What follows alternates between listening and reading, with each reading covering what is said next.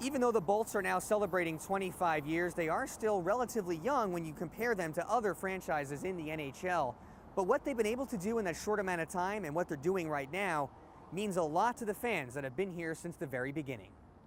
And that was what they gave out during the Stanley Cup Finals. Mike Corcoran has many memories from Lightning games over the years, but it's a fan event from the very first season that sticks out 25 years later. There was a buzz outside the gates back then, and a lot of the people there probably did not know hockey the way they do now. That's back when the team played at the small expo hall at the Florida State Fairgrounds. I remember I went to my first game, and funny enough, it was against the Washington Capitals. And it was really intimate, and it was a small building. It only sat like 10,000 people.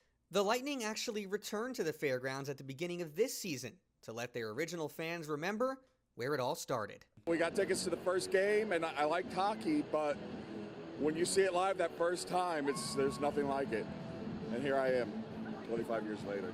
That 92 season started with a bang, the Bolts beating Chicago in their first ever home game.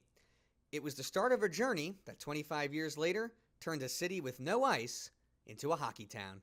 But that particular season, I don't think anybody could dream that it would turn into what it's turned into today, with watch parties just filling up streets all over town. And so it's been an interesting experience to watch the growth of this franchise from then till now.